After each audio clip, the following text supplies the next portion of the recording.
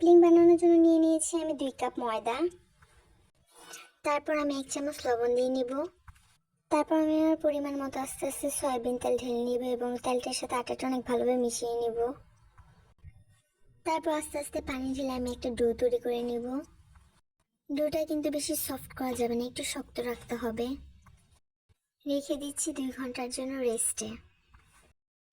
মোমো বানানোর জন্য এখন আমাদের লাগবে মুরগির মাংস। আমি মুরগিটাকে ফার্স্ট অনেক ছোট ছোট পিস করে কেটে নিচ্ছি। তারপর আমি চাকুর সাহায্যে এটাকে কিমা করে নিচ্ছি। এটা কিন্তু ব্লেন্ডারে কিমা করা যাবে না, তাহলে সিদ্ধ করার পর এটা শক্ত হয়ে যাবে। তারপর এখানে আমি রসুন বাটা, আদা বাটা, সয়া সস, একটু লবণ, একটু মরিচের গুঁড়া, একটু জিরা গুঁড়া দিয়ে ভালোভাবে মিশিয়ে নিচ্ছি। ডোটা কিছুক্ষণ রেস্ট রাখার পর দেখা যাবে এটা অনেক সফট হয়ে গিয়েছে। দেন এখানে আমাদের ছোট ছোট কিছু রুটি বানিয়ে নিতে হবে। And for the first time আমি জীবনে প্রথম রুটি বানাচ্ছি, তাই অতটাও গোল হয়নি, বাট আমি যতটুকু পারছিলাম বানাচ্ছিলাম। রুটিগুলো কিন্তু প্রচুর পাতলা করে বেলতে হবে, যত পাতলা বেলা যাবে তত ভালো হবে। এমনিতে আমি খুব ভালো একটা রান্না করতে পারি না, আমি জাস্ট আমার শখে বসে একদিন ডাম্পলিং বানিয়েছিলাম এবং সেটি তোমাদের সাথে শেয়ার করছি। তো আমি রুটি বেলে দিয়েছিলাম আর আমার আম্মু এখানে মোমোর শেপ দিচ্ছিল।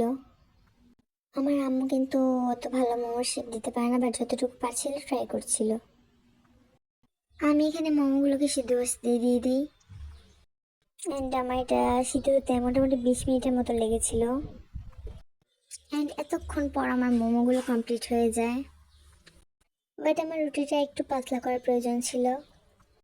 যাই হোক, সত্যি বলতে মোমোটা কিন্তু অনেক বেশি মজা হয়েছিল।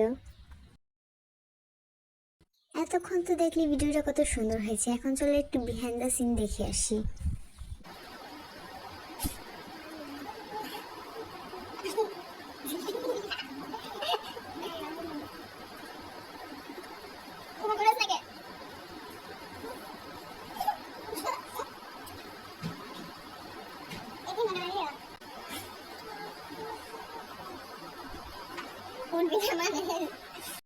তোমরা চাইলে এভাবে ট্রাই করতে পারো, এটা অনেক টেস্টি।